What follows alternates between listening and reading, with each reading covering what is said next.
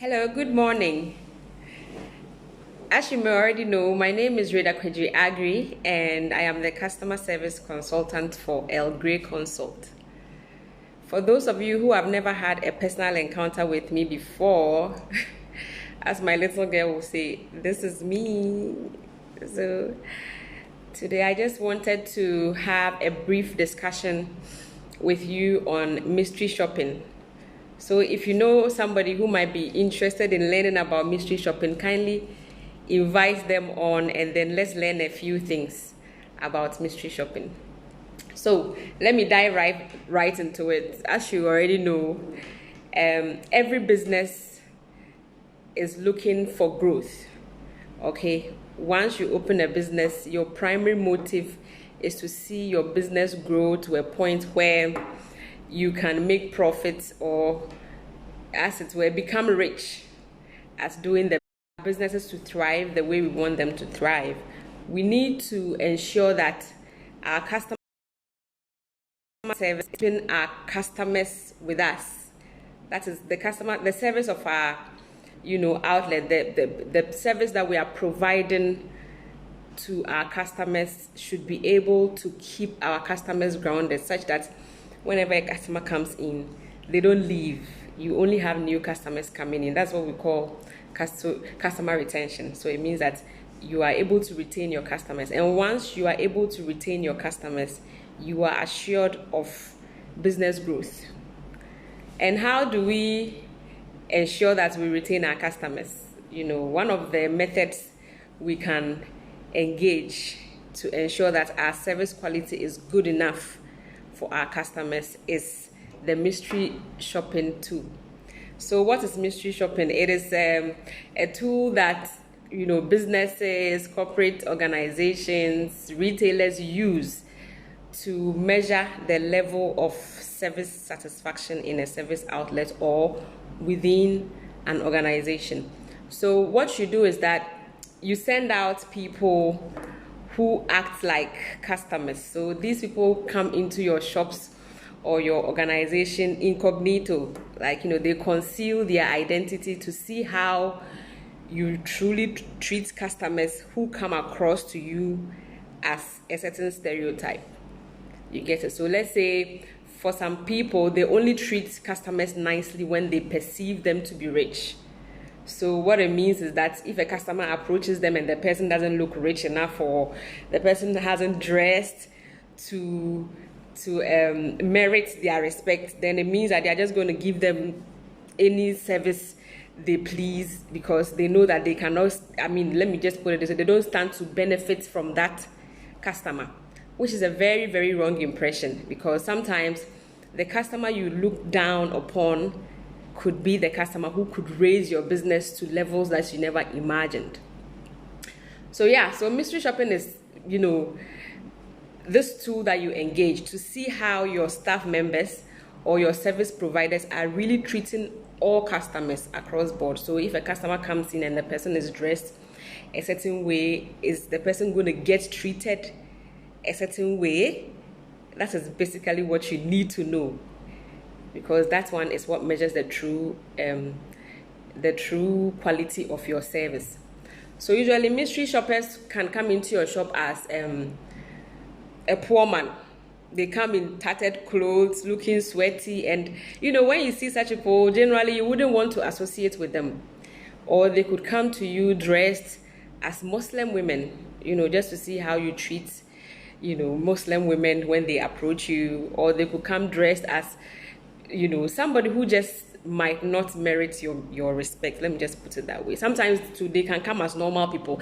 At other times, they can even come as rich people. But what measures the true reflection of your service is when people come in as those we usually don't care to give our respect to. So when they come into the shop, what happens is that, they interact with the service providers, they pretend to want help in a certain way, or they pretend to need your help just to see, and then they ask you certain questions to see how your product knowledge is, whether you know your products well, and whether you can assist a customer to use your products. Let me put it that way. So that is one of the reasons why they come in there. And then sometimes they come in there to see your general attitude and behavior towards certain people. And let me just relate to this story. When I used to work in the bank, one of the things we used to dread, aside the visits from the CEOs or the visits from the various heads of department or the visits from our foreign counterparts, one of the other things we used to dread as the frontliners were mystery shoppers, because you could never know who a mystery shopper is. And if they come into contact with you and you are not careful the way you treat them, it could mar your reputation in the bank. It could even ultimately lead to the loss of your job, depending on how you treated the customer. So one of the things we really dreaded as frontliners was the mystery shopping activity. So most of the time, some people will walk in and they will suspect that they are mystery shoppers, and then one person will give another person sign that, look, that person may be a mystery shopper, be careful the way you treat them. That they come and see best behavior, because we are trying to get good points for the mystery shopper, but oftentimes those people don't turn out to be mystery shoppers anyway. And the days that the mystery shoppers would also come, you would least suspect, because they do their job so well.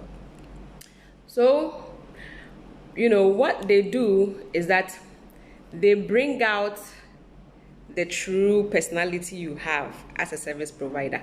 So if as a service provider you are always nice to people when they come into your shop, there is no way you will encounter a mystery shopper and not do your job the way you are supposed to do it.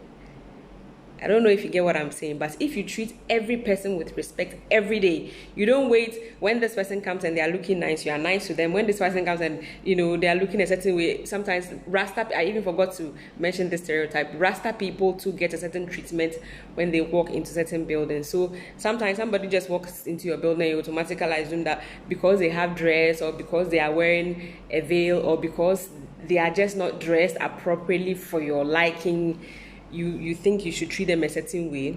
They bring out those qualities in every service personnel. So for the person who doesn't know that it is a mystery shopper they are encountering, if they are nice every day, the possibilities of them being nice to the mystery shopper that day is going to be very high.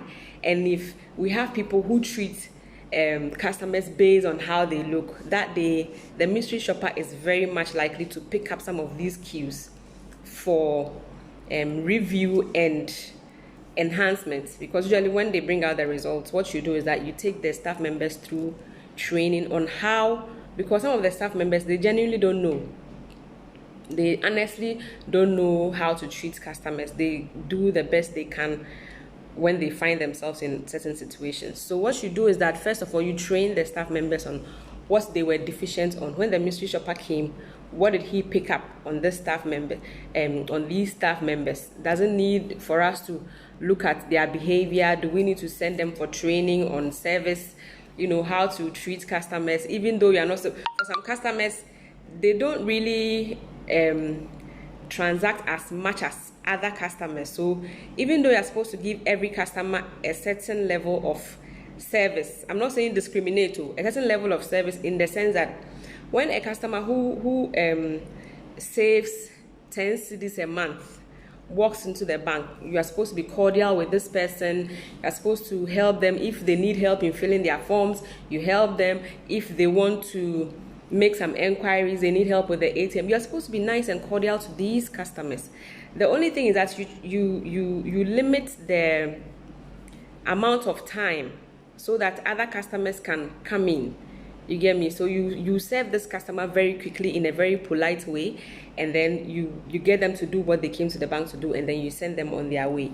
And then there are other customers who contribute very highly to such customers. You usually do not find them in the branches. They have relationship managers anyway.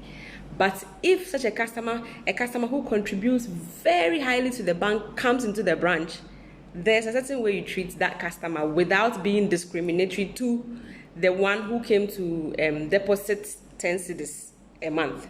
You get me? You are still going to be nice to both of them, but what you do is that for the person who is contributing, say, $17 million to the bank, first of all, you are going to need to know if he wants to drink coffee. I'm sorry. If he wants to drink coffee.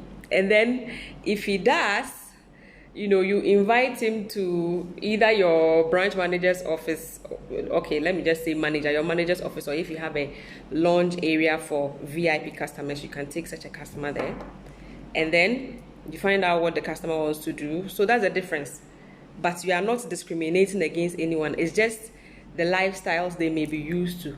The person who is contributing 70 million is used to getting served that way. So when they come and there's anything short of that, your service may be below the belt for them. But it doesn't mean that you should discriminate in service to different customers. You serve them according to what service excellence may be in their opinion. So that is what the mystery shopping is all about. It comes to improve our service quality and to give us an opportunity to look into staff behavior and staff output in order to enhance service, okay, or increase the business by retaining customers. That is just what mystery shopping sets out to do. What else does it do? We have some advantages. These ones I'm going to read them to you because I don't want to make any mistakes here. So it increases efficiency. Okay, mystery shopping increases efficiency in your output, because if your service standard is a certain way and you are able to tell where your shortfalls are, it gives you an opportunity to correct and make certain changes in order to attain that level of efficiency that your brand stands for. And then it helps you to get feedback from customers. So even though these customers are fake customers, they actually represent the majority. Okay, so if I am going in representation of the I don't like to use this word poor. Okay, let me just use another stereotype. If I'm going in representation as a Rasta man, somebody who has dreadlocks, right? If I'm going as a representation of Rasta people, I'm going to know how other Rasta people are treated in a particular service outlet. You get it? So it gets us to get feedback from those group of people. So today I went in as a Rasta man. It looks like from how I got treated, this is how every Rasta man who enters the branch gets treated. Look at it, because some Rasta men, are very decent men. They deserve everything. That's what you think a normal human being deserves. You look at it and then you call your staff members to order.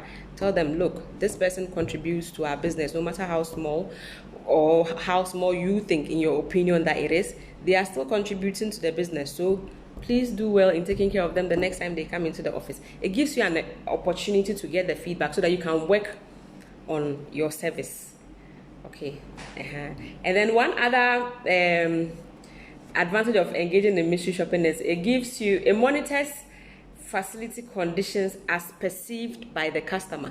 So if a customer walks into your shop and you as a business owner, you've provided pens for your shop just in case a customer walks in and needs a pen, you've provided pieces of paper just in case, or let's say stick-on pad just in case a customer walks in and wants to write certain information.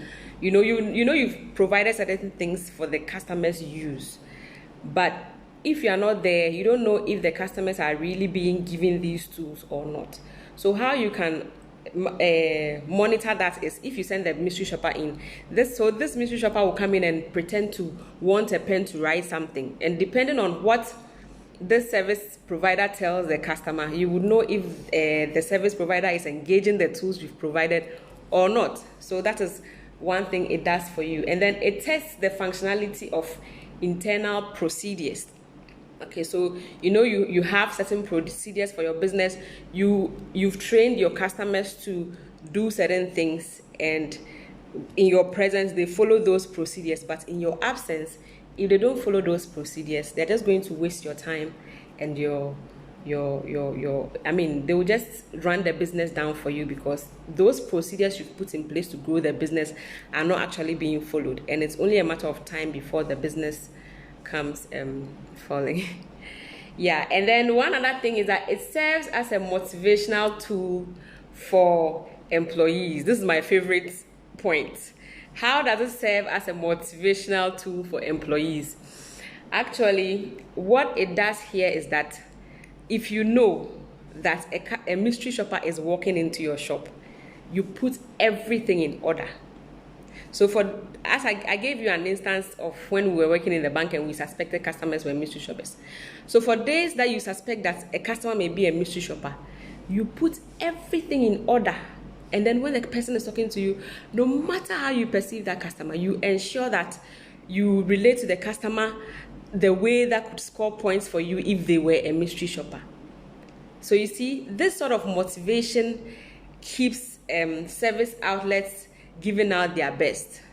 So if we are to treat all our customers as mystery shoppers, imagine how good the service would be for our service outlets.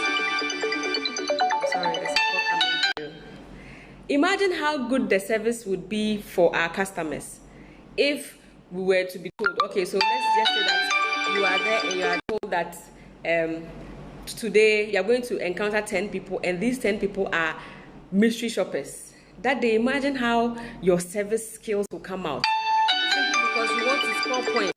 Just imagine, because you want to score points, you give it your best. I mean, no matter who walks into the shop, even if a mad person walks into the shop, the fact that you think the mad person is a mystery shopper, you're not going to sack the mad person. You're going to give them the best service. So imagine if you take this attitude and then you relate it to all your customers, you are going to give your customers the best.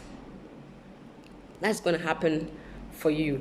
So as a business, one thing you cannot underestimate, or one thing whose benefits you cannot underestimate, is the mystery shopping. But a lot of businesses don't see the need to deploy mystery shoppers. It's no matter how small your business is, I mean, once in a while you need to go in there as somebody else, because when your people see you, they will do what is right. If you are the CEO of an organization, I'm so sorry, I keep getting this call.